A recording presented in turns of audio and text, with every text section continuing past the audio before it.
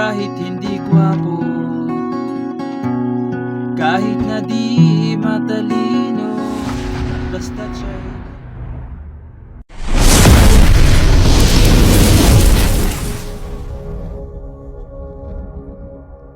hello mga ka-idol! So ngayon meron na naman akong ituturo sa inyong napakagandang kanta. Ang title pala nitong kanta ay yung Ang Tipo Kong Lalaki by DJ Alvaro. So itong kanta na to is napakaganda niya.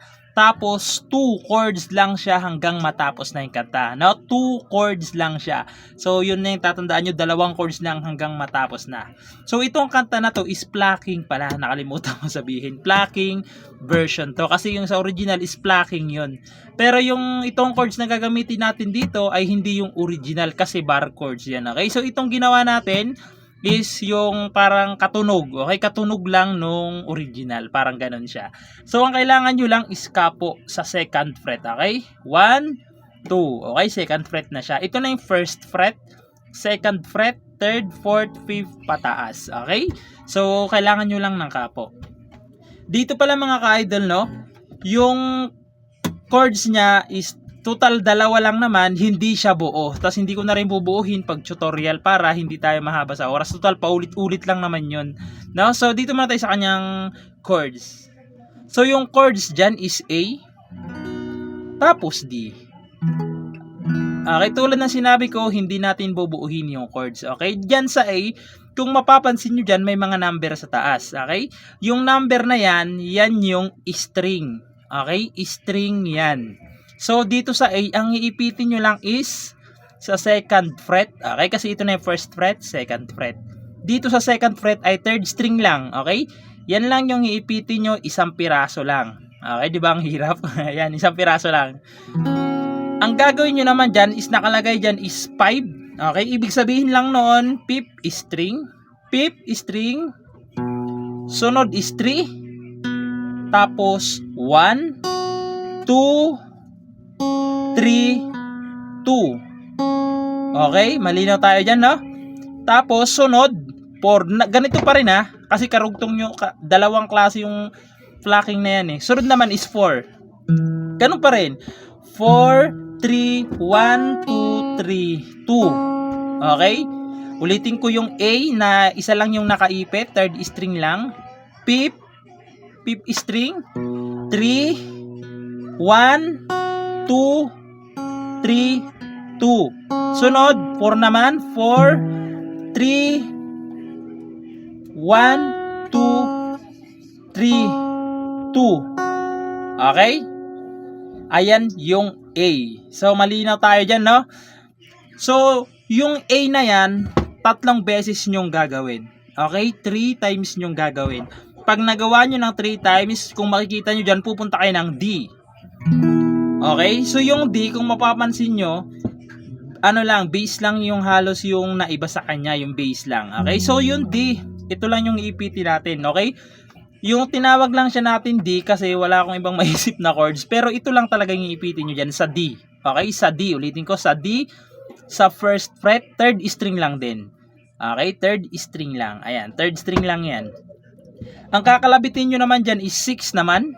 Okay, 6, 3, 1, 2, 3, 2. Okay, malinaw tayo. Ulitin ko para hindi kayo malito. 6, 3, 1, 2, 3, 2. Okay, isang beses lang yan sa D. Okay, isang beses nyo lang gagawin yan. Okay, so malinaw tayo dyan, no? So make sure nga tapusin nyo itong mga ka-idol kasi sa pangalawang verse nito is mag-iiba yung kanyang hindi na 3 times yung A. Okay, hindi na siya 3 times. So ipapaliwanag ko na lang mamaya. So ganito siya kapag yung normal speed niya. Okay, yung normal speed muna i-demo natin, no? So ganito yung normal speed niya.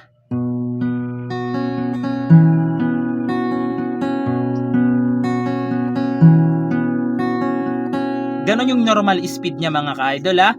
Baka dahan-dahanin nyo, hindi yun. Ganon yung normal speed niya. So, yung intro niya pala, kahit padaanan nyo ng A A, isang beses lang, okay? Isang beses lang ng A, no? So, hindi ko napapasadaan kasi hahaba na tong video natin. Sasampulan ko na lang kayo ng kanta, no?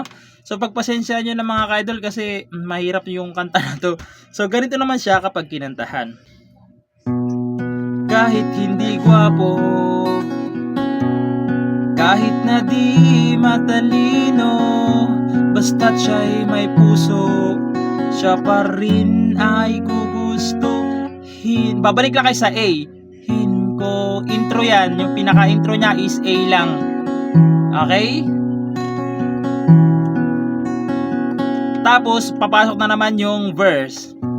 Hindi kinakailangan. So, same lang yung verse niyan. 3 times nyo rin gagawin yung A. Pati yung D, isang beses lang. Okay? Same lang yan.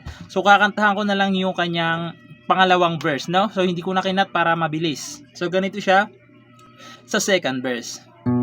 Hindi kinakailangan masunurin sa magulang, basta't siya'y magalang at mapagkakatiwalaan. Okay, so ganun siya. Nawawala-wala ako, ang hirap kasi kabisaduhin ng lyrics niya.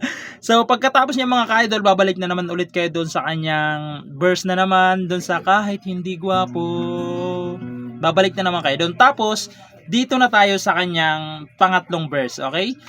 So, babalik muna kayo doon sa kahit hindi gwapo. Pagkatapos niyan, doon na papasok yung umiinom marami, yung ganon.